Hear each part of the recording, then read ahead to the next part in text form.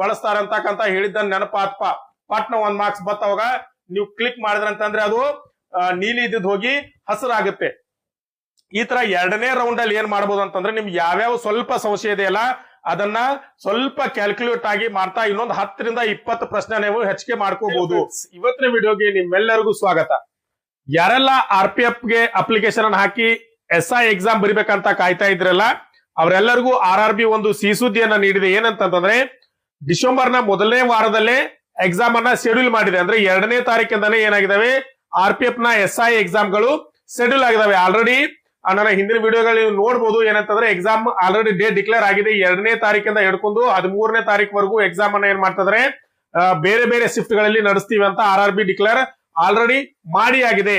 ಹಾಗಾದ್ರೆ ಈಗ ಎಷ್ಟೋ ಜನ ಅಪ್ಲಿಕೇಶನ್ ಹಾಕಿರ್ತೀರಾ ಮತ್ತೆ ಎಕ್ಸಾಮ್ ಪ್ರಿಪರೇಷನ್ ಸಹ ಮಾಡ್ತಾ ಇರ್ತೀರಾ. ಅವ್ರಿಗೆಲ್ಲರಿಗೂ ಮೊದಲಿಗೆ ಏನ್ ಮಾಡ್ತೀನಿ ಆಲ್ ದ ಬೆಸ್ಟ್ ಅಂತ ಹೇಳ್ತೀನಿ. ಆದ್ರೆ ತುಂಬಾ ಜನ ಏನ್ ಮಾಡಿರ್ತಾರೆ ಅಂದ್ರೆ CBT ಟೆಸ್ಟ್ ಅನ್ನ ಮೊದಲನೇ ಬಾರಿಗೆ ಬರ್ಲಿಕ್ಕೆ ಹೋಗ್ತಾ ಇರ್ತಾರೆ. ಯಾಕಂದ್ರೆ ಅವರು ಇದಕ್ಕೆ ಕಂಪ್ಯೂಟರ್ ಬೇಸ್ಡ್ ಟೆಸ್ಟ್ ಇರ್ತದೆ. ಎಷ್ಟೋ ಜನ ಕಂಪ್ಯೂಟರ್ ಬೇಸ್ಡ್ ಟೆಸ್ಟ್ ಅನ್ನ ಬರ್ದಿರುದಿಲ್ಲ. ಮೊದಲನೇ ಬಾರಿಗೆ ಕಂಪ್ಯೂಟರ್ ಏನಾಗಿರ್ತದೆ ಎಕ್ಸಾಮ್ ಬರ್ಲಿಕ್ಕೆ ಹೋಗ್ತಾ ಇರ್ತೀರಿ. ಅವ್ರಿಗೆಲ್ಲ ಏನ್ ಸಮಸ್ಯೆ ಇರ್ತದೆ ಅಂದ್ರೆ ಯಾವ ರೀತಿ ಎಕ್ಸಾಮ್ ಅನ್ನ ಬರಿಬೇಕು. ಯಾಕಂದ್ರೆ ನೀವೇನ್ ನಾನು ಹಿಂದಿನ ಈಗಾಗಲೇ ಒಂದು ಅಸಿಸ್ಟೆಂಟ್ ಲೋಕೋ ಪೈಲಟ್ ಗೆ ಮಾಕ್ ಟೆಸ್ಟ್ ಅನ್ನ ಆಲ್ರೆಡಿ ಕಂಡಕ್ಟ್ RRB ಸೆಂಟ್ರಲ್ ಇದೆ. ನೀವು ಅದನ್ನ ಹೋಗಿ ಚೆಕ್ ಮಾಡಬಹುದು. ಯಾವ ರೀತಿ RRB ಅಲ್ಲಿ ಮಾಕ್ ಟೆಸ್ಟ್ ನ ಬರಿಬೇಕಂತ ಹೇಳಿ ನಾನು ಏನ್ ಮಾಡಿದ್ದೇನೆ ಅಂದ್ರೆ ALP ಎಕ್ಸಾಮ್ ಅನ್ನ ಯಾವ ರೀತಿ ಬರಿಬೇಕಂತ ಹೇಳ್ಕೊಟ್ಟಿದ್ದೀನಿ. ಅದ್ರಲ್ಲಿ ನೀವು ನೋಡ್ಬೋದು ಹೋಗಿ. ಯಾಕಂದ್ರೆ ನೀವು ಎಕ್ಸಾಮ್ ಸೆಂಟರ್ ಅಲ್ಲಿ ಕೂತಾಗ ಏನಾಗತ್ತೆ ಅಂತಂದ್ರೆ ಅಲ್ಲಿ ಅಟ್ಮಾಸ್ಫಿಯರ್ ಗೆ ನಿಮ್ ವಿಲ್ ಪವರ್ ಏನಾಗುತ್ತೆ ಅಂದ್ರೆ ಡೌನ್ ಆಗ್ಬಿಡ್ತದೆ. ಯಾಕಂದ್ರೆ ನಿಮ್ ಕಾನ್ಫಿಡೆನ್ಸ್ ಲೆವೆಲ್ ಏನಾಗುತ್ತದೆ ಕಡಿಮೆ ಆಗ್ಬಿಡ್ತದೆ. ಅವಾಗ ನೀವ್ ಏನ್ ಮಾಡ್ತೀವಿ ಎಕ್ಸಾಮ್ ಮೇಲೆ ಫೋಕಸ್ ಮಾಡೋಕೆ ಆಗುದಿಲ್ಲ. ಆದ್ರಿಂದ ಅದಕ್ಕಾಗಿ ಏನ್ ಮಾಡ್ಬೇಕಂತಂದ್ರೆ ಮೊದಲಿಗೆ ಎಕ್ಸಾಮ್ ಯಾವ ರೀತಿ ಇರ್ತದೆ ಅದನ್ನ ಒಂದ್ಸಲ ಪ್ರಾಕ್ಟೀಸ್ ಮಾಡ್ಬೇಕು. ಅಲ್ಲಿ ನೀವು ಬರೆಯುವಂತ ಏನೇ ಕ್ವಶನ್ ಪೇಪರ್ ಇರ್ತಲ್ಲ ಯಾವ ರೀತಿ ಕಂಪ್ಯೂಟರ್ ಇರ್ತದಲ್ಲ ಅದನ್ನೇ ಒಂದ್ಸಲ ನೀವು ಇಲ್ಲಿ ಪ್ರಾಕ್ಟೀಸ್ ಮಾಡಿದ್ರೆ ಅಲ್ಲಿ ನಿಮ್ ಏನ್ ಇರ್ತದೆ ಅಂದ್ರೆ ನಿಮ್ ಅಕ್ಯುರೇಸಿ ಜಾಸ್ತಿ ಇರ್ತದೆ. ನೀವು ಉತ್ತರಿಸುವಂತ ನಿಮ್ಮ ಸಾಮರ್ಥ್ಯ ಜಾಸ್ತಿ ಇರ್ತದೆ. ಯಾವಾಗ ಮನುಷ್ಯನಲ್ಲಿ ಭಯ ಕಡಿಮೆ ಆಗ್ತದಲ್ಲ ಅವಾಗ ಅವನ ಸಾಮರ್ಥ್ಯವನ್ನ ತೋರಿಸುವಂತ ತಾಕತ್ ಏನಾಗ್ತದೆ ಹೆಚ್ಚಿಗೆ ಆಗ್ತದೆ ಅಂತ ಹೇಳ್ಬೋದು. ಹಾಗಾದ್ರೆ ಯಾವ ರೀತಿ ಅದನ್ನ ಪ್ರಾಕ್ಟೀಸ್ ಮಾಡಬಹುದು ಇಲ್ಲಿ ನೀವು ತುಂಬಾ ಜನ ನೀವು ಯೂಟ್ಯೂಬ್ ಅಲ್ಲಿ ನೋಡಿರ್ಬೋದು ಅಥವಾ ಟೆಲಿಗ್ರಾಮ್ ಗ್ರೂಪ್ ಅಲ್ಲಿ ಅಲ್ಲಿ ಇಲ್ಲಿ ಹೇಳ್ತಿರ್ತಾರೆ ನಿಮ್ ಮಾಕ್ ಟೆಸ್ಟ್ ಅನ್ನ ಮಾಡ್ತೀವಿ, ನೀವು ನಮ್ಗೆ ಅಷ್ಟು ಅಮೌಂಟ್ ಕೊಡಿ, ಇಷ್ಟು ಸಾವಿರ ಕೊಡಿ ಅಂತ ಹೇಳ್ತಾ ಇರ್ತಾರೆ. ಅದಕ್ಕೆಲ್ಲ ನೀವು ಮರಳಾಗಿ ತಮ್ಮ ಹಣವನ್ನ ಏನ್ ಮಾಡ್ಬೋದು ಕಳ್ಕೊಳಕ್ ಹೋಗ್ಬೇಡಿ. ಯಾಕಂದ್ರೆ RRB ಏನಾಗಿದೆ ಇಂತ ವಿದ್ಯಾರ್ಥಿಗಳಿಗಾಗಿ ಏನ್ ಮಾಡಿದೆ ಅಂದ್ರೆ ಒಂದು ಮಾಕ್ ಟೆಸ್ಟ್ ಅನ್ನ ಆಲ್ರೆಡಿ ಕಂಡಕ್ಟ್ ಮಾಡ್ಲಿಕ್ಕೆ ಅವ್ರ ವೆಬ್ಸೈಟ್ ಅಲ್ಲಿ ಕೊಟ್ಟಿದ್ದಾರೆ. ಮಾಕ್ ಟೆಸ್ಟ್ ಅಂತಂದ್ರೆ ನಾವು ಮಾದರಿ ಪರೀಕ್ಷೆ. ನೀವು ಎಕ್ಸಾಮ್ ಸೆಂಟರ್ ಅಲ್ಲಿ ಎಕ್ಸಾಮ್ ಹಾಲ್ ಅಲ್ಲಿ ಏನು ನಿಮ್ಗೆ ಎಕ್ಸಾಮ್ ಅನ್ನ ನಡೆಸ್ತಾರಲ್ಲ ಅದೇ ಸೇಮ್ ಸಿಸ್ಟಮ್ ಏನಿರ್ತದೆ ಆನ್ಲೈನ್ ಅಲ್ಲಿ RRB ಲೀಗಲ್ ಆಗಿರೋ ವೆಬ್ಸೈಟ್ ಅಲ್ಲಿ ಏನ್ ಮಾಡ್ತಿದ್ರೆ ಅವರು ಕಂಡಕ್ಟ್ ಅನ್ನ ಮಾಡ್ತಿದ್ದಾರೆ. ನೀವು ಅಲ್ಲಿ ಯಾವ ರೀತಿ ಎಕ್ಸಾಮ್ ಅನ್ನ ಬರೀತಾರಲ್ಲ ಇಲ್ಲೂ ಅದೇ ರೀತಿಯ ಎಕ್ಸಾಮ್ ಅನ್ನ ನೀವು ಬರ್ಲಿಕ್ಕೆ ಸಾಧ್ಯವಾಗ್ತದೆ. ಹಾಗಾದ್ರೆ ಒಂದು ಸಂಕ್ಷಿಪ್ತವಾದಂತ RRB SI ಯಾವ ರೀತಿ ಎಕ್ಸಾಮ್ ಇರ್ತದೆ ಅದನ್ನ ನೋಡೋಣ ಬನ್ನಿ. ಇಲ್ಲಿ ನೀವು ರಿಕ್ರೂಟ್ಮೆಂಟ್ ಪ್ರೊಸೆಸ್ ಅನ್ನ ನೋಡಿದ್ರೆ 3 ರೀತಿಯ ಎಕ್ಸಾಮ್ ರಿಕ್ರೂಟ್ಮೆಂಟ್ ಪ್ರೊಸೆಸ್ ಇರ್ತದೆ. ಮೊದಲಿಗೆ ಕಂಪ್ಯೂಟರ್ ಬೇಸ್ಡ್ ಟೆಸ್ಟ್ ಇರ್ತದೆ, ಆಮೇಲೆ ಫಿಸಿಕಲ್ ಎಫಿಷಿಯನ್ಸಿ ಟೆಸ್ಟ್ ಇರ್ತದೆ, ಆಮೇಲೆ ಯಾರು ಪಾಸ್ ಆಗ್ತಾರಲ್ಲ ಅವ್ರಿಗೆ ಏನು ಡಾಕ್ಯುಮೆಂಟ್ ವೆರಿಫಿಕೇಶನ್ ಇರ್ತದೆ. ಇದರ 3 ಅಲ್ಲಿ ಯಾರು ಪಾಸ್ ಆಗ್ತಾರಲ್ಲ ಅವ್ರಿಗೆ ಏನು ಶಾರ್ಟ್ ಲಿಸ್ಟ್ ಮಾಡಿ ಅವ್ರಿಗೆ ಸೆಲೆಕ್ಟ್ ಅನ್ನ ಮಾಡ್ಕೋತಾರೆ. ಇನ್ನು ಎಕ್ಸಾಮ್ ಯಾವ ಬೇಸ್ ಮೇಲೆ ಇರ್ತದಪ್ಪ ಇದಕ್ಕೆ ಇಲ್ಲಿ ಸಿಲೆಬಸ್ ಅನ್ನ ಸಹ ಕೊಟ್ಟಿದ್ದಾರೆ ನೋಡಿ. ಇದಕ್ಕೆ 90 ನಿಮಿಷದ ಪರೀಕ್ಷೆ ಇರ್ತದೆ, 120 ಅಂಕಗಳು ಇರ್ತವೆ. ಸೂಕ್ಷ್ಮ ಗಮನಿಸ್ಕೊಳ್ಳಿ, 90 ನಿಮಿಷದ ಪರೀಕ್ಷೆ ಇರ್ತದೆ, 120 ಅಂಕಗಳ ಕ್ವಶನ್ ಗಳು ಇರ್ತವೆ ಮತ್ತು ನೆಗೆಟಿವ್ ಮಾರ್ಕ್ಸ್ ಇರ್ತದೆ. ಅಂದ್ರೆ 3 ತಪ್ಪಾದ ಉತ್ತರಕ್ಕೆ 1 ಅಂಕವನ್ನ ಕಟ್ ಮಾಡ್ತಾರೆ. ನೀವಿಲ್ಲಿ ನೋಡ್ಬೇಕಾತಂದ್ರೆ ಇದಕ್ಕೆ ಏನಿರ್ತದೆ ಅಂತಂದ್ರೆ ಅರ್ಥಮೆಟಿಕ್ 35 ಮಾರ್ಕ್ಸ್ ಅನ್ನ ಕೇಳ್ತಾರೆ. ಆಮೇಲೆ ಜನರಲ್ ಇಂಟೆಲಿಜೆನ್ಸ್ ಅಲ್ಲಿ ಮತ್ತು ರೀಸನಿಂಗ್ ಅಲ್ಲಿ 35 ಮಾರ್ಕ್ಸ್ ಇರ್ತದೆ ಮತ್ತು ಜನರಲ್ ಅವೇರ್ನೆಸ್ ಅಲ್ಲಿ ಏನಿರ್ತದೆ 50 ಮಾರ್ಕ್ಸ್ ಗಳನ್ನ ಇದರಲ್ಲಿ ಕೊಡ್ತಾರೆ. ಅಂದ್ರೆ ಒಟ್ಟು 120 ಅಂಕಗಳು. ಇದನ್ನ ಯಾವ ರೀತಿ ಡಿವೈಡ್ ಮಾಡ್ತಾರೆ ಅಂತಂದ್ರೆ ಅರ್ಥಮೆಟಿಕ್ ಅಲ್ಲಿ 35 ಅಂಕಗಳ ಕ್ವಶನ್ ಗಳು ಬೀಳ್ತಾವೆ ಇದ್ರ ಮೇಲೆ. ಆಮೇಲೆ ಜನರಲ್ ಇಂಟೆಲಿಜೆನ್ಸ್ ಅಂಡ್ ರೀಸನಿಂಗ್ ಅಲ್ಲಿ 35 ಅಂಕಗಳು ಬೀಳ್ತವೆ. ಇನ್ ಜನರಲ್ ಅವೇರ್ನೆಸ್ ಮೇಲೆ 50 ಅಂಕಗಳು ಬೀಳ್ತವೆ. ಈ ಬೇಸ್ ಮೇಲೆ ನೀವು ಏನ್ ಮಾಡ್ಬೇಕಂತಂದ್ರೆ ಸ್ಟಡಿಯನ್ನ ಮಾಡ್ಬೇಕು. ನೀವು ಯಾವ್ಯಾವ ಭಾಗದಲ್ಲಿ ಅಥವಾ ಅರ್ಥಮೆಟಿಕ್ ಮೇಲೆ 35 ಅಂಕಗಳು ಬೀಳೋದ್ರಿಂದ ಅದಕ್ಕೆ ಎಷ್ಟು ಪ್ರಿಫರೆನ್ಸ್ ಅನ್ನ ಕೊಡ್ಬೇಕು ಅಷ್ಟೇ ಪ್ರಿಫರೆನ್ಸ್ ಅನ್ನ ಕೊಡ್ಬೇಕು. ಜನರಲ್ ಅವೇರ್ನೆಸ್ ಮೇಲೆ 50 ಅಂಕಗಳು ಬೀಳೋದ್ರಿಂದ ಅದ್ರ ಮೇಲೆ ಎಷ್ಟು ಪ್ರಿಫರೆನ್ಸ್ ಅನ್ನ ಕೊಡ್ಬೇಕು ಅಷ್ಟೇ ಪ್ರಿಫರೆನ್ಸ್ ಅನ್ನ ಕೊಟ್ಟು ನೀವು ಸ್ಟಡಿ ಮಾಡಿದಾಗ ಅದ್ರ ಮೇಲೆ ಬೀಳುವಂತ ಕ್ವಶನ್ ಗಳನ್ನ ಟಚ್ ಮಾಡ್ಲಿಕ್ಕೆ ನಿಮಗೆ ಆಗ್ತದೆ. ಇದು ಯಾವ ರೀತಿ ಆಗ್ತದೆ ಅಂತಂದ್ರೆ ನೀವು ಮಾಡೆಲ್ ಟೆಸ್ಟ್ ಅನ್ನ ಅಟೆಂಡ್ ಮಾಡಿದಾಗ ನಿಮ್ಗೊಂದು ಐಡಿಯಾ ಸಿಗ್ತದೆ. ಯಾಕಂತಂದ್ರೆ ನೀವು ಡೈರೆಕ್ಟ್ ಆಗಿ ಎಕ್ಸಾಮ್ ಹೋದ್ರೆ ಅಂತಂದ್ರೆ ನೀವು ಎಕ್ಸಾಮ್ ಅಲ್ಲಿ ಏನ್ ಆಗ್ತಿದೆ ಅಂತ ತಿಳ್ಕೊಳ್ಳಿಕ್ಕೆ 10 ನಿಮಿಷ ಹೋಗ್ತದೆ. ಅಷ್ಟರಲ್ಲಿ ಎಕ್ಸಾಮ್ ಏನಾಗುತ್ತೆ ಮುಗಿಲಿಕ್ಕೆ ಬಂದಿರ್ತದೆ. ಆದ್ರಿಂದ ಎಲ್ಲರೂ ಮಾಡೆಲ್ ಟೆಸ್ಟ್ ಅನ್ನ ಅಟೆಂಡ್ ಮಾಡೋದ್ರಿಂದ ನಿಮ್ಮ ಕಾನ್ಫಿಡೆನ್ಸ್ ಲೆವೆಲ್ ಹೆಚ್ಚಾಗ್ತದೆ. ಹಾಗಾದ್ರೆ ಇನ್ನೇಕ್ ತರ ಇವತ್ತಿನ ವಿಡಿಯೋನ ಸ್ಟಾರ್ಟ್ ಮಾಡೋಣ. ಅದಕ್ಕಿಂತ ಮುಂಚೆ ನೀವು ನನ್ನ ಚಾನೆಲ್ ನ ಸಬ್ಸ್ಕ್ರೈಬ್ ಮಾಡಿಕೊಂಡಿಲ್ಲ ಅಂತಂದ್ರೆ ಎಲ್ಲರೂ ಸಬ್ಸ್ಕ್ರೈಬ್ ಮಾಡ್ಕೊಳ್ಳಿ. ಯಾಕಂದ್ರೆ ಈ ರೀತಿಯ ಉಪಯುಕ್ತವಾದಂತ ಮಾಹಿತಿಯನ್ನ ನಿಮಗೆ ನಾವು ಮೊದಲನೇ ತಲುಪಿಸ್ತಾ ಇರ್ತೀವಿ. ಮತ್ತೆ ಯಾರೆಲ್ಲ ಲೈಕ್ ಮಾಡಿಲ್ಲ ಅವರು ಲೈಕ್ ಮಾಡ್ಕೊಳ್ಳಿ. ಮತ್ತೆ ನಿಮ್ ಯಾರೆಲ್ಲ ನಿಮ್ಮ ಫ್ರೆಂಡ್ಸ್ ಅಪ್ಲಿಕೇಶನ್ ಹಾಕಿದಾರಲ್ಲ ಅವ್ರಿಗೆಲ್ಲ ಶೇರ್ ಮಾಡಿ. ಇನ್ನು ಯಾವ ರೀತಿ ಎಕ್ಸಾಮ್ ಅನ್ನ ಬರಿಬೇಕಂತ ನೋಡ್ದಾತಂದ್ರೆ ಸೀದಾ ನಿಮ್ಮ ಏನಿದೆ ಬ್ರೌಸರ್ ಅಲ್ಲಿ ಹೋಗಿ RRB ಅಂತ ಚೆಕ್ ಮಾಡಿದ್ರೆ ಸೀದಾ ಈ ತರ ವೆಬ್ಸೈಟ್ ಓಪನ್ ಆಗುತ್ತೆ. ಓಪನ್ ಆದ ತಕ್ಷಣ ನೀವು ಕೆಳಗಡೆ ಸ್ಕ್ರೋಲ್ ಮಾಡ್ತಾ ಬಂದ್ರೆ ಇಲ್ಲಿ ಕೊಟ್ಟಿದ್ದಾರೆ ನೋಡಿ. ಮೊದಲಿಗೆ ಮಾಕ್ ಟೆಸ್ಟ್ ಅಂತ ಕೊಟ್ಟಿದ್ದಾರೆ. ALP ಮಾಕ್ ಟೆಸ್ಟ್ ಇದೆ. ಎರಡನೇದೇ ನೀವು ಅದ್ರ ಪಕ್ಕದಲ್ಲಿ ಏನಿದೆ ಅಂದ್ರೆ SI RPF SI ಅಂತ ಇದೆ. ನೀವು ಮಾಕ್ ಟೆಸ್ಟ್ ಅನ್ನ ALP ಗಾಗಿ ಬರಿಬೇಕಂತಂದ್ರೆ ALP ಎಕ್ಸಾಮ್ ಅನ್ನ ಬರೀರಿ. ಯಾರೆಲ್ಲ ಅಸಿಸ್ಟೆಂಟ್ ಲೋಕೋ ಪೈಲಟ್ ಹಾಕಿದ್ರೆ ಅವರೆಲ್ಲ ಬರಿಬಹುದು. ಇಲ್ಪ ಅಂದ್ರೆ ನಾವು ಯಾರೆಲ್ಲ RPF SI ಗೆ ಸಬ್ ಇನ್ಸ್ಪೆಕ್ಟರ್ ಎಕ್ಸಾಮ್ ಗೆ ಪ್ರಿಪರೇಷನ್ ಮಾಡ್ತಾ ಇದೀವಿ ಅಂತಂದ್ರೆ ಅವರೆಲ್ಲ ಇದಕ್ಕೆ ಏನ್ ಮಾಡ್ಬೋದು, ನೀವು ಎಕ್ಸಾಮ್ ಅನ್ನ ಅಲ್ಲೇ ನೀವು RPF SI ಅಂತ ಕ್ಲಿಕ್ ಮಾಡಿದ ತಕ್ಷಣ ಈ ತರ ಪೇಜ್ ಓಪನ್ ಆಗುತ್ತೆ. ಇಲ್ಲಿ ನೀವೇನ್ ಲಾಗಿನ್ ID ಅಥವಾ ಯಾವುದೇ ಪಾಸ್ವರ್ಡ್ ಅನ್ನ ಹಾಕಿ ಸೈನ್ ಇನ್ ಆಗೋದು ಅವಶ್ಯಕತೆ ಇರುವುದಿಲ್ಲ. ನೀವು ಜಸ್ಟ್ ಏನಂತಂದ್ರೆ ಈ ಸೈನ್ ಇನ್ ಮೇಲೆ ಕ್ಲಿಕ್ ಮಾಡಿದ ತಕ್ಷಣ ಏನಾಗುತ್ತೆ, ಇದು ಮೂವ್ ಆಗುತ್ತೆ. ಇಲ್ಲಿ ಮೂವ್ ಆದ ತಕ್ಷಣ ನೀವು ಫಸ್ಟ್ ಈ ತರ ಪೇಜ್ ಓಪನ್ ಆಗುತ್ತೆ. ನೀವು ಇಲ್ಲಿ ಬಂದ ತಕ್ಷಣ ಮೊದಲಿಗೆ ಏನ್ ಮಾಡ್ಬೇಕಂತಂದ್ರೆ ನೀವು ಲ್ಯಾಂಗ್ವೇಜ್ ಅನ್ನ ಚೇಂಜ್ ಮಾಡ್ಕೋಬೇಕು. ಕನ್ನಡವನ್ನ ನೀವು ಎಕ್ಸಾಮ್ ಕನ್ನಡ ಕೊಟ್ಟಿದ್ರೆ ಅಂದ್ರೆ ಕನ್ನಡನ ಸೆಲೆಕ್ಟ್ ಮಾಡ್ಕೊಡ್ರಿ. ಇಲ್ಲಿ ಬರುವಂತ ಎಲ್ಲವನ್ನ ನೀವು ಓದ್ತಾ ಹೋಗಿ. ಇಲ್ಲಿ ಮೊದಲನೇ ಸಾಮಾನ್ಯ ಸೂಚನೆಗಳು ಏನಪ್ಪಾ, ಪರೀಕ್ಷೆಯ ಅವಧಿ ಎಷ್ಟು ನಿಮಿಷದ ಪರೀಕ್ಷೆ ಇದೆ ನಿಮ್ಗೆಲ್ಲರಿಗೂ ಗೊತ್ತಿರುವ ಹಾಗೆ 90 ನಿಮಿಷದ ಪರೀಕ್ಷೆ ಐತಿ. 120 ಏನಿದೆ ಅಂಕಗಳಿಗೆ ಅಥವಾ 120 ಪ್ರಶ್ನೆಗಳಿಗೆ ಪರೀಕ್ಷೆಯನ್ನ ಬರಿಬೇಕಾಗ್ತದೆ. ಇಲ್ಲಿ ಇನ್ನೊಂದ್ ಏನ್ ಗಮನಿಸ್ಬೇಕಪ್ಪ ಅಂತಂದ್ರೆ ನೆಗೆಟಿವ್ ಮಾರ್ಕ್ಸ್ ಇರ್ತದೆ. ನೆಗೆಟಿವ್ ಮಾರ್ಕ್ಸ್ 1:3 ಅಂದ್ರೆ 3 ತಪ್ಪಾದ ಉತ್ತರಗಳಿಗೆ 1 ಅಂಕವನ್ನ ಕಟ್ ಮಾಡ್ತಾರು. ಇದನ್ನ ನೀವೇನ್ ಮಾಡ್ಬೇಕು, ಸರಿಯಾಗಿ ತಲೆಯಲ್ಲಿ ಇದ್ಕೊಂಡೆ ಇದನ್ನೆಲ್ಲವನ್ನ ನೀವೇನ್ ಮಾಡ್ರಿ, ಓದ್ತಾ ಬನ್ನಿ.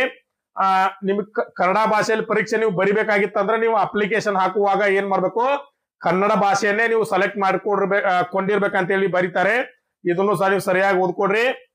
ಆಮೇಲೆ ಅದೇ ತರ ಕೆಳಗೆ ಬನ್ನಿ. ಇಲ್ಲಿ ಕೊಡಿದ್ರೆ ಇಂಪಾರ್ಟೆಂಟ್ ಏನಪ್ಪಾ ಅಂತಂದ್ರೆ ಇದ್ರ ಬಗ್ಗೆ ನಾನು ಪ್ರಾಕ್ಟಿಕಲ್ ಆಗಿ ಮುಂದೆ ವಿಡಿಯೋದಲ್ಲಿ ಹೇಳ್ತೀನಿ, ಆದ್ರೂ ಒಂದ್ಸಲ ಓದ್ಕೊಡ್ರಿ. ನೀವು ಬಲಗಡೆ ಪ್ರಶ್ನೆ ಏನಾಗಿರ್ತಂದ್ರೆ ಒಂದು ಬಾಕ್ಸ್ ನ ಕೊಟ್ಟಿರ್ತಾರೆ. ವೈಟ್ ಇತ್ತಂದ್ರೆ ನೀವು ಇನ್ನೂ ಆ ಪ್ರಶ್ನೆಗೆ ಹೋಗಿಲ್ಲ ಅಂತ, ರೆಡ್ ಅಂದ್ರೆ ನಿಮ್ಗೆ ಗೊತ್ತಿಲ್ಲ ಅಂತ ಮುಂದೆ ಹೋಗಿದಿರ ಅಂತ ಅರ್ಥ, ಗ್ರೀನ್ ಇತ್ತಂದ್ರೆ ನಿಮ್ಗೆ ಸರಿಯಾದ ಉತ್ತರ ಗೊತ್ತು, ನೀವು ಅದನ್ನ ಟಿಕ್ ಮಾಡಿ ಮುಂದೆ ಹೋಗಿದಿರ ಅಂತ ಅರ್ಥ. ಆಮೇಲೆ ಯಾವುದು ನೀಲಿ ಅಂದ್ರೆ ನಿಮ್ಗೆ ಸರಿಯಾದ ಉತ್ತರ ಸರಿಯಾಗಿ ಗೊತ್ತಿಲ್ಲ, ಆದ್ರೆ ನಮ್ಗೆ ಏನೋ ಸಂಶಯ ಇದೆ, ನಾ ಇನ್ನೊಂದ್ಸಲ ವಿಚಾರ ಮಾಡಿದ್ರೆ ಈ ಪ್ರಶ್ನೆಗೆ ಉತ್ತರ ಹಾಕ್ಬೋದು ಅಂತ ಗೊತ್ತಿದೆ, ಟಿಕ್ ಮಾಡಿ ಮುಂದೆ ಹೋಗ್ಬೋದು. ಇನ್ನೊಂದು ಏನಿದೆ ಅಂದ್ರೆ ನೀಲಿ ಮತ್ತೆ ಹಸರನ್ನ ಕೊಡ್ತಾರೆ ಇದ್ರಲ್ಲಿ ಏನಪ್ಪಾ ಅಂತ ನಮಗೂ ಈ ಉತ್ತರಾಗ ಏನಿದೆ ಸರಿಯಾದ ಉತ್ತರ ಗೊತ್ತೈತಿ, ಆದ್ರೂ ಸ್ವಲ್ಪ ಏನಾಗಿದೆ ಸಂಶಯ ಐತಿ, ಇನ್ನೊಂದ್ಸಲ ಇದ್ರ ಬಗ್ಗೆ ವಿಚಾರ ಮಾಡ್ತೀನಿ, ಇದನ್ನ ಟಿಕ್ ಮಾಡ್ರಿ ಅಂತ ಹೇಳಿ ಕೊಟ್ರಿ ಅಂತಂದ್ರ ನೀವು ಲಾಸ್ಟ್ ಸಬ್ಮಿಟ್ ಮಾಡೋದಕ್ಕಿಂತ ಮುಂಚೆ ಇನ್ನೊಂದ್ಸಲ ವಿಚಾರ ಇದರಲ್ಲಿ ಮಾಡ್ಬೋದು. ಇದನ್ನೆಲ್ಲ ಪ್ರಾಕ್ಟಿಕಲ್ ಆಗಿ ಮುಂದ್ ಮಾಡಿ ತೋರಿಸ್ತೀನಿ, ಜಸ್ಟ್ ಓದ್ಕೊಡ್ರಿ. ಇದನ್ನ ಎಲ್ಲವನ್ನ ಪ್ರತಿಯಾಗಿ ಸರಿಯಾಗಿ ಓದ್ಕೊಡ್ರಿ. ಇಲ್ಲಿ ಬಂದ ತಕ್ಷಣ ಮುಂದೆ ನೆಕ್ಸ್ಟ್ ಕೊಡ್ರಿ. ನೆಕ್ಸ್ಟ್ ಕೋರ್ಸ್ ತಕ್ಷಣ ಇನ್ನೊಂದ್ಸಲ ಏನ್ ಮಾಡ್ರಿ, ಲ್ಯಾಂಗ್ವೇಜ್ ಅನ್ನ ಚೇಂಜ್ ಮಾಡ್ಕೊಡ್ರಿ. ಇಲ್ಲಿ I have read and understood the instruction ಐತಲ್ಲ, ಇದ್ರ ಮೇಲೆ ಕ್ಲಿಕ್ ಮಾಡಿ. I am ready to begin ಅಂತ ಬರುತ್ತೆ. ಇದ್ರ ಮೇಲೆ ನೀವು ಕ್ಲಿಕ್ ಮಾಡಿದ ತಕ್ಷಣ ಏನಾಗ್ತದೆ ಅಂದ್ರೆ ಕ್ವಶನ್ ಪೇಪರ್ ಇರುವಂತ ಪೇಜ್ ಓಪನ್ ಆಗುತ್ತೆ ಸ್ನೇಹಿತರೆ. ನೀವು ಪೇಜ್ ಓಪನ್ ಮಾಡಿದ ತಕ್ಷಣ ಈ ತರ ಸ್ಕ್ರೀನ್ ಓಪನ್ ಆಗುತ್ತೆ. ನೀವಿಲ್ಲಿ ಸ್ಕ್ರೀನ್ ಅಲ್ಲಿ ಏನ್ ನೋಡ್ತಾ ಇದ್ದೀರಾ ಅಂತಂದ್ರೆ ನಿಮ್ ಬಲಗಡೆ ಉಳಿದ ಸಮಯ ಅಂತ ತೋರಿಸ್ತಾ ಇದೆ. ಆಲ್ರೆಡಿ 86 ನಿಮಿಷ ತೋರಿಸ್ತಾ ಇದೆ. ಯಾಕಂದ್ರೆ ನಾ ಆಲ್ರೆಡಿ ಓಪನ್ ಮಾಡಿ 4 ನಿಮಿಷ ಆಯ್ತು. ನೀವು ಎಕ್ಸಾಮ್ ಲಾಗಿನ್ ಆದ ತಕ್ಷಣ ಇಲ್ಲಿ 90 ನಿಮಿಷ ತೋರಿಸ್ತಾ ಇರುತ್ತೆ. ಇಲ್ಲಿ ಏನ್ ಎಷ್ಟು ನಿಮಿಷ ತೋರಿಸ್ತಾ ಇರುತ್ತೆ, 90 ನಿಮಿಷ ತೋರಿಸ್ತಾ ಇರುತ್ತೆ. ನಿಮ್ದು ಒಟ್ಟಾರೆ ಎಕ್ಸಾಮ್ ಎಷ್ಟು ಮಾರ್ಕ್ಸ್ ಇರ್ತದೆ, 120 ಮಾರ್ಕ್ಸ್ ಎಕ್ಸಾಮ್ ಇರ್ತದೆ. ತಲೆಯಲ್ಲಿ ಇಟ್ಕೊಳ್ಬೇಕಾದಂತ ಮೊದಲ ಅಂಶ ಏನಂತಂದ್ರೆ ಇದಕ್ಕೆ ನೆಗೆಟಿವ್ ಮಾರ್ಕ್ಸ್ ಇರ್ತದೆ. 1:3 ಅಂದ್ರೆ 3 ತಪ್ಪಾದ ಉತ್ತರಗಳಿಗೆ 1 ಅಂಕವನ್ನ ಕಟ್ ಮಾಡ್ತಾರಂತ ನೀವು ಮೊದಲು ತಲೆಯಲ್ಲಿ ಇಟ್ಕೊಂಡೆ ಎಕ್ಸಾಮ್ಗೆ ಏನ್ ಮಾಡಿ ಕ್ಲಿಕ್ ಮಾಡಕ್ಕೆ ಸ್ಟಾರ್ಟ್ ಮಾಡಿ. ನೀವು ಇನ್ನೊಂದು ಬಂದ ತಕ್ಷಣ ನೋಡ್ಬೇಕಾದದ್ದು ಏನಂತಂದ್ರೆ ಎಕ್ಸಾಮ್ ಅನ್ನ 3 ಭಾಗದಲ್ಲಿ ಡಿವೈಡ್ ಮಾಡ್ತಾರೆ. Arithmetic, general intelligence and general awareness. ಇದರಲ್ಲಿ 35 ಇರ್ತವೆ, ಇದರಲ್ಲಿ 35 ಇರ್ತವೆ. ಜನರಲ್ ಅವೇರ್ನೆಸ್ ಅಲ್ಲಿ 50 ಅಂಕಗಳನ್ನ ಕೊಟ್ಟಿರ್ತಾರೆ. ಅಂದ್ರೆ 35 ಮತ್ತು 50 ಅಂದ್ರೆ ಟೋಟಲ್ ಆಗಿ ಎಷ್ಟಾಯ್ತು, 120 ಅಂಕಗಳಿಗೆ ಎಕ್ಸಾಮ್ ಅನ್ನ ನೀವು ಬರಿತೀರಾ.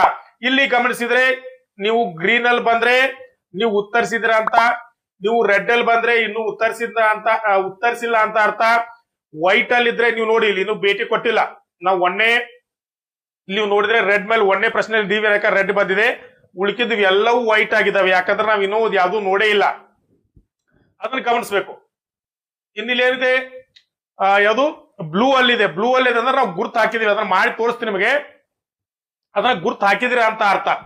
ಇಷ್ಟ ನೀವು ಮೊದಲಿಗೆ ತಿಳ್ಕೊಳ್ಳಿ. ಯಾಕಂದ್ರೆ ಎಕ್ಸಾಮ್ ಸ್ಟಾರ್ಟ್ ಮಾಡೋಕ್ಕಿಂತ ಮುಂಚೆ ನಿಮ್ಮ ತಲೆಯಲ್ಲಿ ಇಷ್ಟ ಅಂತ ಗೊತ್ತಿರ್ಬೇಕು. ಒಂದೇದ್ದು ಇಲ್ಲಿ ಮೇಲ್ಗಡೆ ಟೈಮ್ ಓಡ್ತಾ ಇರುತ್ತೆ. ನೀವು ಇಲ್ಲಿ ಏನಾಗಿದೆ ಕ್ವಶನ್ ಪೇಪರ್ ನ 3 ಭಾಗವಾಗಿ ಡಿವೈಡ್ ಮಾಡಿದ್ದಾರೆ. Arithmetic, general intelligence and general awareness ಅಂತ.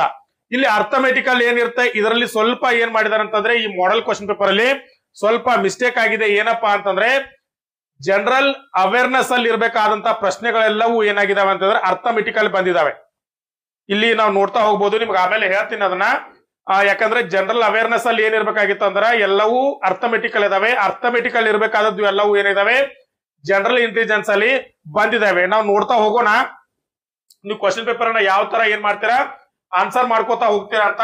ಈಗ ಮೊದಲನೇದಾಗಿ ನಮ್ ಸ್ಕ್ರೀನ್ ಮೇಲೆ ಬರ್ತಿರುವಂತ ಮೊದಲನೇ ಪ್ರಶ್ನೆ ಯಾವ್ದು ಅಂತಂದ್ರೆ ಜೈನರ ಕೊನೆಯ ತೀರ್ಥಂಕರು ಯಾರು ಅಂತ ಕೇಳಿದಾರೆ. ಅಂದ್ರೆ ಜೈನ ಧರ್ಮದ ಕೊನೆಯ ತೀರ್ಥಂಕರು ಯಾರು? ನೀವೆಲ್ಲರೂ ನೋಡ್ಬೋದು, ಧರ್ಮನಾಥ, ಸುಮತಿನಾಥ, ಅಜಿತನಾಥ ಅಥವಾ ಮಹಾವೀರ. ನಿಮ್ಗೆಲ್ಲರೂ ಗೊತ್ತಿರುವ ಹಾಗೆ ಮಹಾವೀರ ಅಂತ ಗೊತ್ತು. ಅದ್ರ ಮೇಲೆ ಕ್ಲಿಕ್ ಮಾಡಿದ ತಕ್ಷಣ ನಾವೀಗ ನಮ್ಗೆ ಸರಿಯಾದ ಉತ್ತರ ಅಂತ ಗೊತ್ತಿದೆಯಪ್ಪ. ಇದು ನಾವ್ ಯಾವ ರೀತಿ ಕ್ಲಿಕ್ ಮಾಡ್ಬೇಕು? ನೀವು ಇಲ್ಲಿ ಟಿಕ್ ಮಾಡಿದ್ರು ಸಹ ಇಲ್ಲಿ ಏನ್ ಬಂದಿಲ್ಲ, ಗ್ರೀನ್ ಬಂದಿಲ್ಲ. ಅದಕ್ಕೆ ನಾವ್ ಏನ್ ಮಾಡ್ಬೇಕಂತಂದ್ರೆ ಇಲ್ಲಿ ಸೇವ್ ಅಂಡ್ ನೆಕ್ಸ್ಟ್ ಅಂತ ಕೊಡ್ಬೇಕು. ನೋಡಿ, ಸೇವ್ ಅಂತ ನೆಕ್ಸ್ಟ್ ಅಂತ ಕೊಟ್ಟ ತಕ್ಷಣ ಇಲ್ಲಿ ಗ್ರೀನ್ ಆಯ್ತು. ಅದು ಗ್ರೀನ್ ಅಂದ್ರೆ ನಿಮ್ಮ ಉತ್ತರವನ್ನ ನೀವೇನ್ ಮಾಡಿದ್ರಿ, ಸೇವ್ ಮಾಡಿದ್ರಿ. ನೆಕ್ಸ್ಟ್ ಪ್ರಶ್ನೆಯನ್ನ ನೋಡ್ತೀರಾ ಅಂತ ಅರ್ಥ. ಇಲ್ಲಿ ಇದೆ 1 ಗಿಗಾಬೈಟ್ ಇಸ್ ಈಕ್ವಲ್ ಟು ಎಷ್ಟು ಬೈನರಿ ಅಂದ್ರೆ ಎಷ್ಟು ಕಿಲೋಬೈಟ್ ಅಂದ್ರೆ 1 ಗಿಗಾಬೈಟ್ ಈಸ್ ಈಕ್ವಲ್ ಟು ಎಷ್ಟು ಏನಿದೆ ಕಿಲೋಬೈಟ್ ಅಂತ. ನೀವು ಇದರಲ್ಲಿ ಯಾವ್ದು ನೋಡಿ, ಇದರಲ್ಲಿ ಸರಿಯಾದ ಉತ್ತರ ಯಾವ್ದು ಅಂತಂದ್ರೆ 10,48,576 ಕಿಲೋಬೈಟ್ ಅಂದ್ರೆ 1 GB ಅಂತ ಅರ್ಥ. ಇದನ್ನು ಸರಿಯಾದ ಉತ್ತರ ಅಂತ ನಿಮ್ಗೆ ಗೊತ್ತಿದೆ. ಇದನ್ನ ನೀವೇನ್ ಮಾಡಿ ಸೇವ್ ಅಂಡ್ ನೆಕ್ಸ್ಟ್ ಮೇಲೆ ಕ್ಲಿಕ್ ಮಾಡಿ ಮುಂದಿನ ಪ್ರಶ್ನೆಗೆ ಹೋಗ್ತೀರಾ.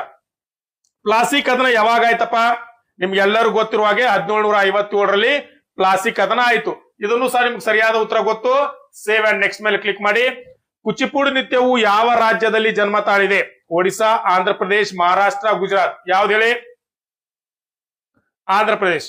ಆಂಧ್ರ ಪ್ರದೇಶದಲ್ಲಿ ಏನಾಗಿದೆ, ಕುಚಿಪುಡಿ ನೃತ್ಯವು ಜನ್ಮವನ್ನ ತಾಳಿದೆ ಅಂತ ಹೇಳ್ಬೋದು. ಇದನ್ನು ಸಹ ನಿಮ್ಗೆ ಸರಿಯಾದ ಉತ್ತರ ಅಂತ ಗೊತ್ತು. ಸೇವ್ ಅಂಡ್ ನೆಕ್ಸ್ಟ್ ಮೇಲೆ ಕ್ಲಿಕ್ ಮಾಡಿ ಹೋಗಿ.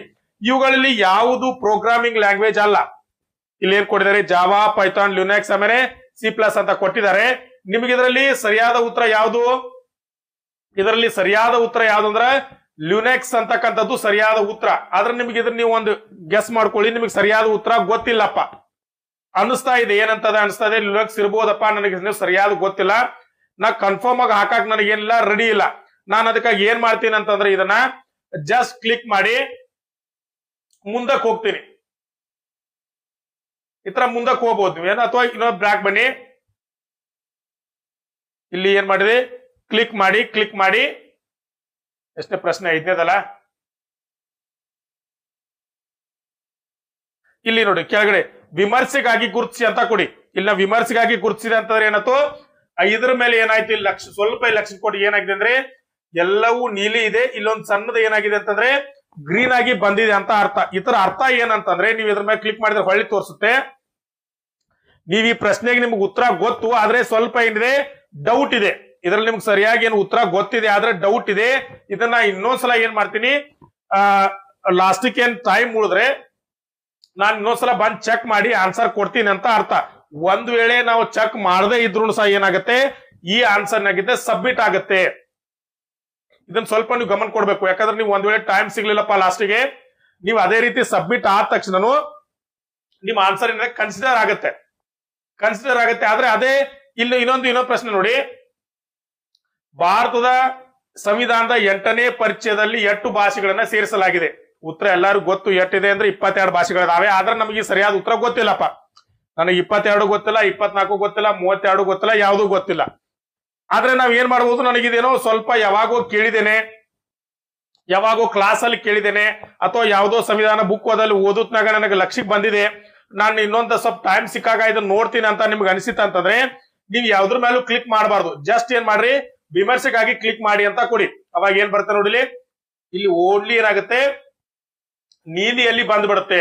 ಇಚ್ಕಟ್ ನೋಡಿ 5ನೇ ಕ್ವಶನ್ ಅನ್ನ ನೋಡಿ, ನೀಲಿ ಬಂದು ಮೇಲೆ ಹಸಿರು ಬಂದಿದೆ. 6ನೇದ್ ನೋಡಿ ಓನ್ಲಿ ನೀಲಿ ಬಂದಿದೆ. ಎರಡಕ್ಕೂ ಏನಪ್ಪಾ ವ್ಯತ್ಯಾಸ ಅಂತಂದ್ರೆ, ನೀವು 6ನೇದ್ರ ಮೇಲೆ ಕ್ಲಿಕ್ ಮಾಡಿದ್ರೆ ಇಲ್ಲಿ ನೀವು ಟಿಕ್ ಮಾಡಿಲ್ಲ, ನಿಮ್ಗೆ ಏನಾಗಿದೆ ಇದ್ರ ಸರಿಯಾದ ಉತ್ತರ ಗೊತ್ತಿಲ್ಲ, ನಾನು ಇನ್ನೊಂದ್ಸಲ ಬಂದು ಇದನ್ನ ಚೆಕ್ ಮಾಡ್ತೀನಿ, ಅವಾಗ ಇದ್ರ ಸರಿಯಾದ ಉತ್ತರ ಕೊಡ್ತೀನಿ ಅಂತ ಹೇಳ್ಬೋದು. ನೀವು ಎಕ್ಸಾಮ್ ಸಬ್ಮಿಟ್ ಮಾಡಿದ್ರೆ ಇದಕ್ಕೆ ಏನು ಸಂಬಂಧ ಇಲ್ಲ, ಇದಕ್ಕೆ ನೀವು ಟಿಕ್ ಮಾಡಿದಂಗ ಅಲ್ಲ, ಇದನ್ನ ಯಾವುದೇ ರೀತಿಯ ಮಾರ್ಕ್ಸ್ ಕಟ್ ಮಾಡುದಿಲ್ಲ. ಆದ್ರೆ 5ನೇದ್ ಇದೆಯಲ್ಲ, 5ನೇದ್ ನಿಮ್ಗೆ ಸರಿಯಾದ ಉತ್ತರ ಗೊತ್ತು, ಆದ್ರೆ ಸ್ವಲ್ಪ ಸಂಶಯ ಇದೆ, ಲಾಸ್ಟಿಕ್ ಇನ್ನೊಂದ್ಸಲ ಚೆಕ್ ಮಾಡ್ತೀನಿ, ನೀವು ಇದನ್ನ ಏನ್ ಮಾಡ್ಬೋದು, ನನ್ನ ಸರಿಯಾದ ಉತ್ತರ ಅಂತ ನೀವು ಪರಿಗಣಿಸಬಹುದು ಅಂತ ಅರ್ಥ. ಒಂದ್ ವೇಳೆ ತಪ್ಪಾಗಿತ್ತಂದ್ರೆ ಈ ಪ್ರಶ್ನೆಗೆ ಉತ್ತರ ನಿಮ್ಮದ್ ಮಾರ್ಕ್ಸ್ ಕಟ್ ಮಾಡ್ತಾರೆ. ಇದನ್ನ ಸರಿಯಾಗಿ ನೆನಪಿಟ್ಕೊಳ್ಬೇಕು. ಕ್ಲಿಕ್ ಮಾಡಿ ವಿಮರ್ಶೆಗಾಗಿ ಗುರ್ತಿಸು ಅಂತ ಕೊಡುವಾಗ ಸ್ವಲ್ಪ ವಿಚಾರ ಮಾಡ್ಬೇಕು.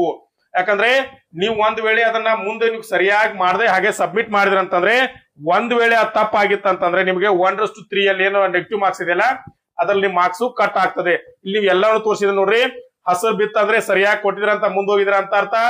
ನೀವು ರೆಡ್ ಅಲ್ಲಿ ಹಾಗೆ ಬಿಟ್ಕೋತಾ ಮುಂದೆ ಹೋದ್ರಿ ಅಂತಂದ್ರೆ ಆ ಪ್ರಶ್ನೆಗೆ ನೀವು ಉತ್ತರ ಗೊತ್ತಿಲ್ಲ, ನಾನು ಬಿಟ್ಟು ಹೋಗಿದ್ದೀನಿ ಅಂತ ಪಾಸ್ ಮಾಡಿದೀನಿ ಅಂತ ಅರ್ಥ. ಒಂದ್ ವೇಳೆ ಓನ್ಲಿ ನೀಲಿಯಲ್ಲಿ ಬಂದಿತ್ತಂತಂದ್ರೆ ನಮಗೆ ಉತ್ತರ ಸಂಶಯ ಇದೆ, ನನಗ ಸ್ವಲ್ಪ ಟೈಮ್ ಸಿಕ್ಕಾಗ ಲಾಸ್ಟಿಗೆ ಬಂದು ಏನ್ ಮಾಡ್ತೀನಿ, ನಾನು ಅದನ್ನ ಉತ್ತರವನ್ನ ಕೊಡ್ತೀನಿ ಅಂತ ಅರ್ಥ. ನೀವು ಅದೇ ರೀತಿ ನಾವು ಚೆಕ್ ಮಾಡ್ತಾ ಮುಂದ್ಗಡೆ ಹೋದ್ರೆ, ಸುಸ್ಥಿರ ಅಭಿವೃದ್ಧಿಗಾಗಿ ವಿಶ್ವಸಂಸ್ಥೆಯು 2030 ಕಾರ್ಯಸೂಚಿಯಲ್ಲಿ ಎಷ್ಟು ಸುಸ್ಥಿರ ಅಭಿವೃದ್ಧಿ ಗುರಿಗಳನ್ನ ನಿಗದಿಪಡಿಸಲಾಗಿದೆ? ಈ ಪ್ರಶ್ನೆ ನಮ್ಗೆ ಸರಿಯಾದ ಉತ್ತರ ಗೊತ್ತಿಲ್ಲ ಅಂತ ತಿಳ್ಕೊಳಪ್ಪ, ಇದನ್ನ ಪಾಸ್ ಮಾಡ್ರಿ, ಮುಂದ್ಗಡೆ ಹೋಗ್ರಿ. ಈಗ ಇಲ್ಲಿ ನೋಡ್ಬೋದು, ಆಂಧ್ರ ಪ್ರದೇಶದ ಹೊಸ ರಾಜಧಾನಿ ಯಾವುದು? ವಿಜಯನಗರಂ, ಹೈದರಾಬಾದ್, ಮಚಿಲಿಪಟ್ಟಣ ಯಾವುದು? ಅಮರಾವತಿ. ಸರಿಯಾದ ಉತ್ತರ ಗೊತ್ತು, ನಾವು ಕ್ಲಿಕ್ ಮಾಡ್ಬೋದು. ಇನ್ನಾದ ರೀತಿ ಹಾಗೆ ಬೇರೆ ಬೇರೆ ನೋಡ್ತಾ ಹೋಗೋಣ ನಾವು, ಪ್ರತಿಯೊಂದು ಒಂದೇ ಪ್ರಶ್ನೆಗೆ ಬೇಡ, ಇದೇ ರೀತಿ ನೋಡ್ಕೋತ ಹೋಗೋ. 24ನೇ ಪ್ರಶ್ನೆ ನೋಡೋಣ, ಸರಿಯಾಗಿ ಅದ್ ಬೇಡಪ್ಪ ಏಟು.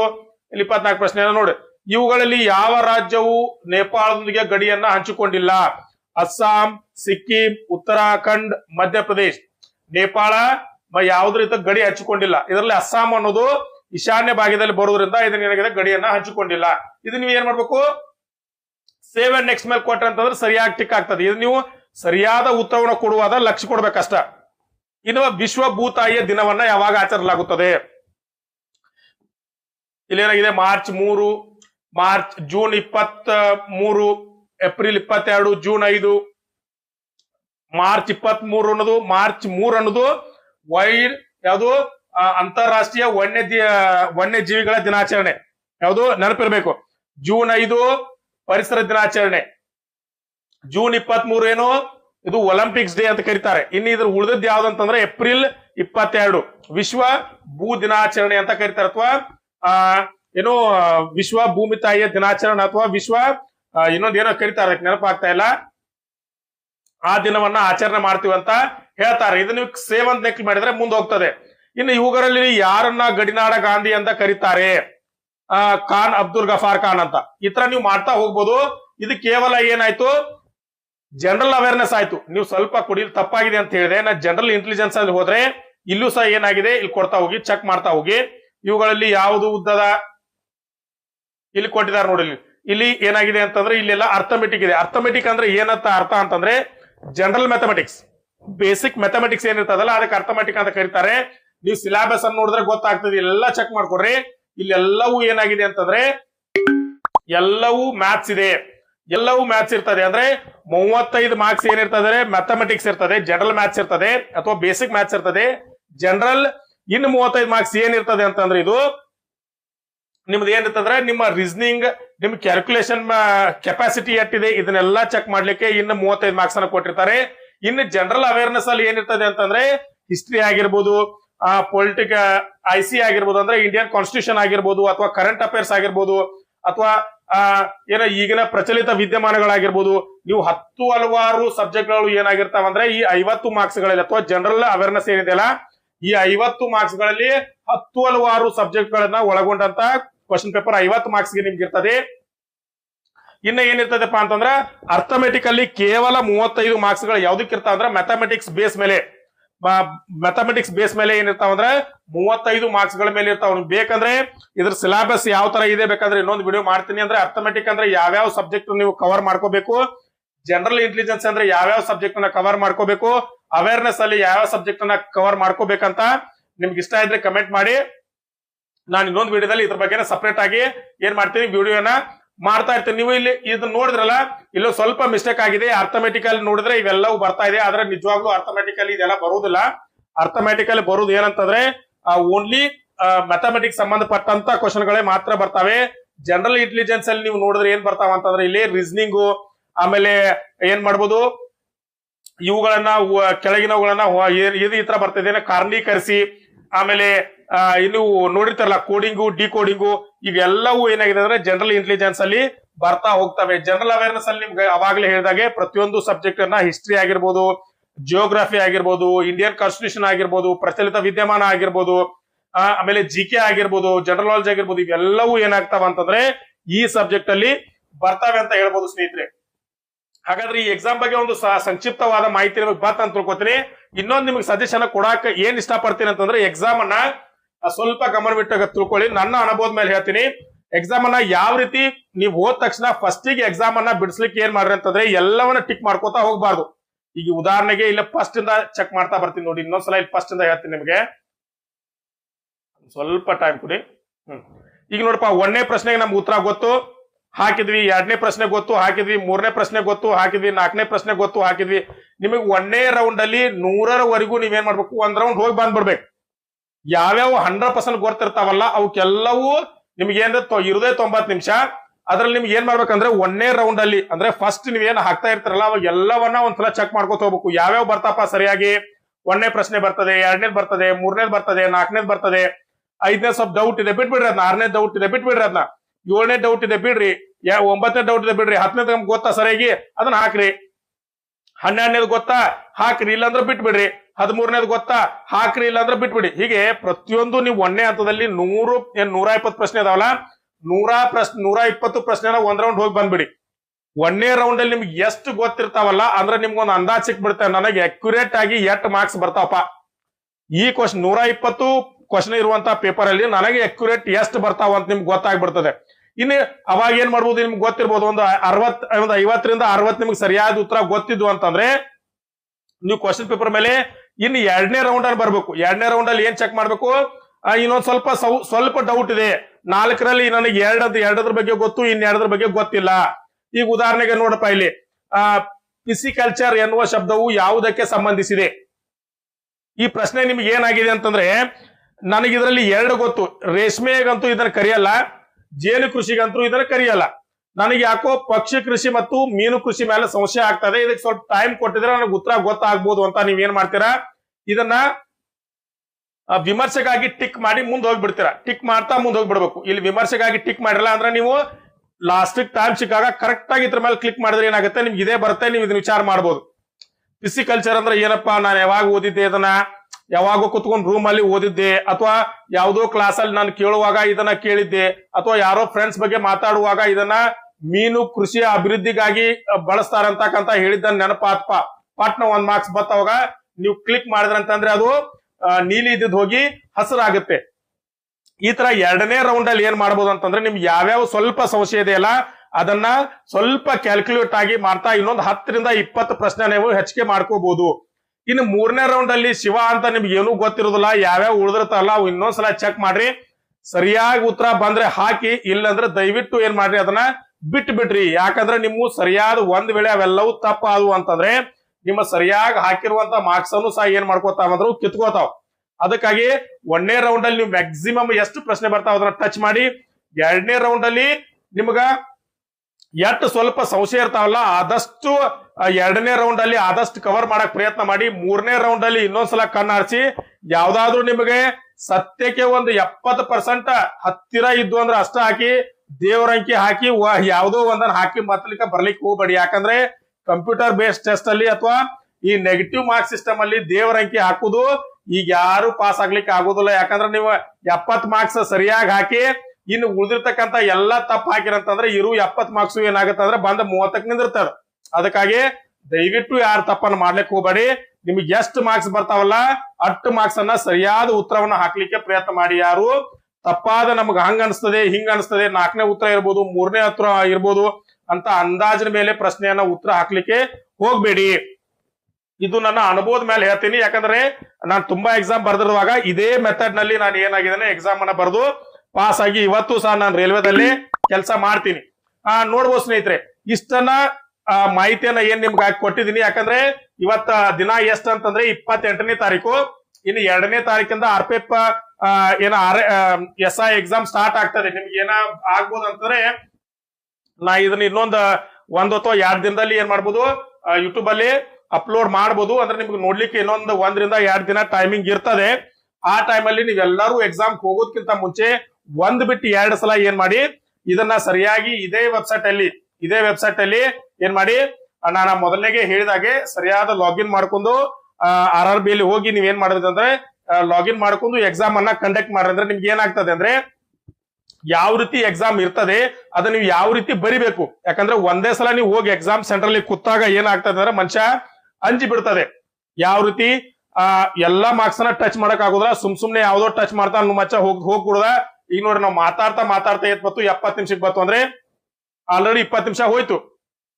ನಾವ್ 20 ನಿಮಿಷದಲ್ಲಿ ಏನ್ ಮಾಡ್ಬೇಕು, ನಾವ್ ಎಷ್ಟು ಮಾರ್ಕ್ಸ್ ಅನ್ನ ಕವರ್ ಮಾಡ್ಲಿಕ್ಕೆ ಸಾಧ್ಯ ಆಗ್ತದಲ್ಲ ಅಷ್ಟು ಮಾರ್ಕ್ಸ್ ಅನ್ನ ಕವರ್ ಮಾಡ್ಲಿಕ್ಕೆ ಮಾಡ್ಬೋದು. ಸುಮ್ನೆ ಕ್ವಶನ್ ಗಳನ್ನ ಓದ್ತಾ ಕೂತು ಟೈಮ್ ವೇಸ್ಟ್ ಅನ್ನ ಮಾಡ್ಲಿಕ್ಕೆ ಹೋಗ್ಬಾರ್ದು. ನಮಗೆ ಯಾವ ಪ್ರಶ್ನೆಗಳ ಸರಿಯಾದ ಉತ್ತರ ಗೊತ್ತಿದೆಯಲ್ಲ ಅದನ್ನ ಮೊದಲು ಪಟ ಪಟ ಪಟ ಪಟ ಮಾಡ್ಬಿಟ್ಟು ಟಿಕ್ ಮಾಡ್ತಾ ಹೋಗ್ತಿರ್ಬೇಕು.